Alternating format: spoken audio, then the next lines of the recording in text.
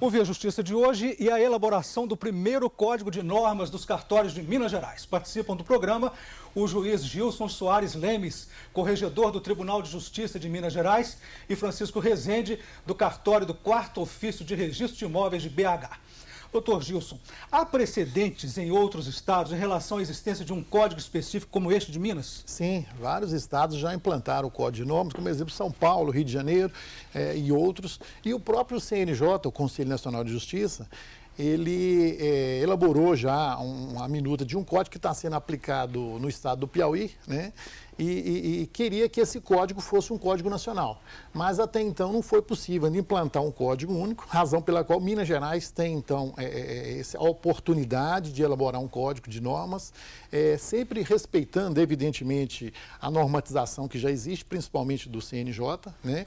Mas com um código mais abrangente, né? Como disse o Francisco aí, nós vamos abordar questões que às vezes outros códigos não o fizeram. Por exemplo, a regularização fundiária, que nós temos que fazer de uma forma ampla, né? Porque é um assunto muito importante e requer uma normatização mais minuciosa. Mas fica a curiosidade, por que não foi possível um código nacional? Porque nós temos realidades diferentes, né, nos estados. O CNJ tem tentado implantar alguns procedimentos na justiça de forma uniforme na federação. Mas a gente verifica que alguns atos, dadas aí as peculiaridades dos estados, às vezes dificultam a implantação uniforme. Mas eu quero crer que é possível, em vários aspectos, que os procedimentos sejam uniformes. Vamos ver agora a opinião do desembargador Marcelo Rodrigues, da 2ª Câmara Civil do Tribunal de Justiça de Minas Gerais e consultor especial do Grupo de Trabalho do Código, sobre a elaboração do Código dos Cartórios Mineiros. E a partir da elaboração desse Código de Normas, a tendência é que os serviços prestados por esses cartórios ganhem muito em eficiência, em segurança e sobretudo, irá possibilitar o atendimento de novos direitos sociais que surgiram com as mais recentes legislações e de forma a impactar também diretamente a vida dos cidadãos mineiros. Nós pretendemos dar um passo inicial, pelo menos, para formatar, consolidar e padronizar procedimentos a fim de evitar diligências contraditórias entre 2 ou mais cartórios que desempenham a mesma atividade.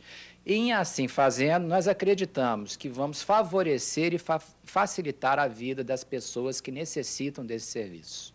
Doutor Francisco, o desembargador falou uma coisa que me chamou a atenção.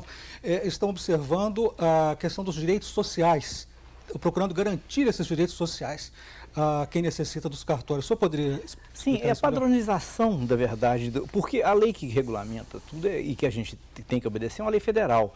Mas existem peculiaridades, como disse o doutor Gilson, que são regionais. Essas peculiaridades, por exemplo, uma lei fala as certidões devem ser extraídas em prazo razoável. Prazo razoável, nós temos que interpretar que prazo é esse para o estado inteiro, para evitar que em Belo Horizonte se entenda que prazo razoável é 30 dias, no norte de Minas 60 dias, e cada um de um jeito, para formar um processo, por exemplo, de regularização fundiária. Então, esses direitos sociais serão atendidos nesse momento que a gente conseguir padronizar, uniformizar procedimentos, isso dá celeridade e a gente atende a lei federal que já garante esses direitos. Doutor Gilson, de que forma se alcançará a segurança jurídica maior que se pretende? E eu pergunto, hoje essa segurança não se dá de forma plena?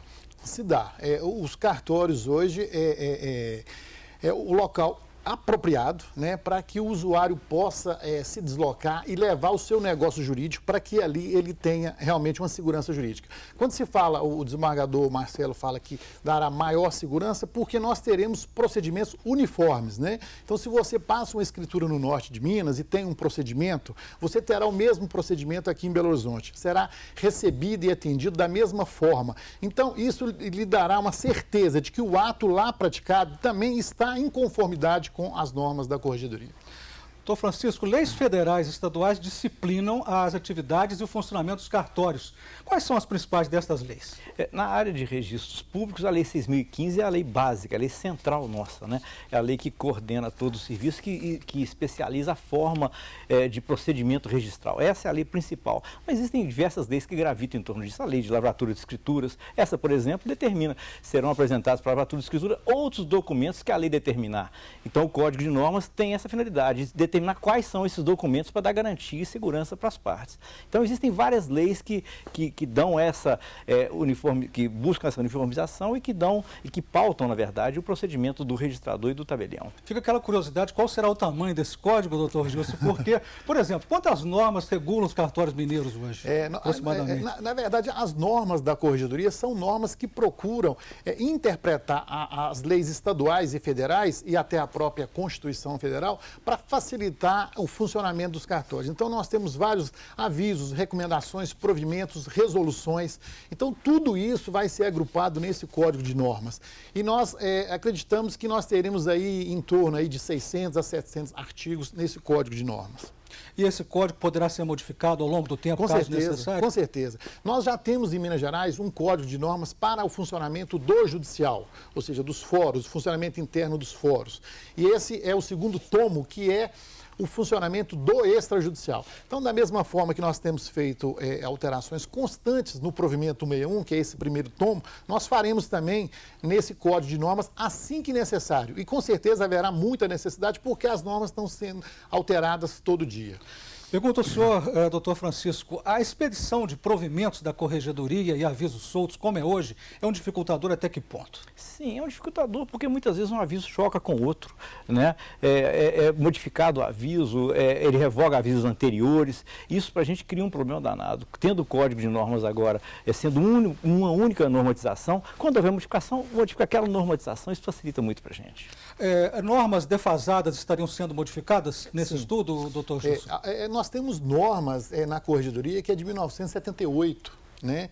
Então, a gente precisa, às vezes, até não só de modificar, mas de inovar, né? Muita coisa que mudou na legislação. O doutor Francisco disse, por exemplo, o registro eletrônico. Nós estamos avançando passo a passo nesse registro eletrônico, né? Então, nós temos que trazer as normas agora que tratam desse assunto, que, evidentemente, não eram conhecidas e tratadas anteriormente, né?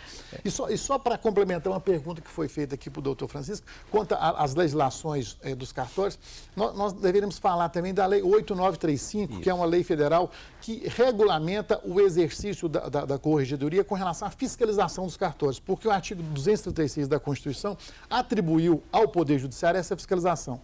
E a Lei 8935 veio regulamentando essa fiscalização, o funcionamento dos cartórios, o concurso público, entre outras coisas. No próximo bloco a gente fala sobre esse trabalho da Corregedoria de Fiscalização.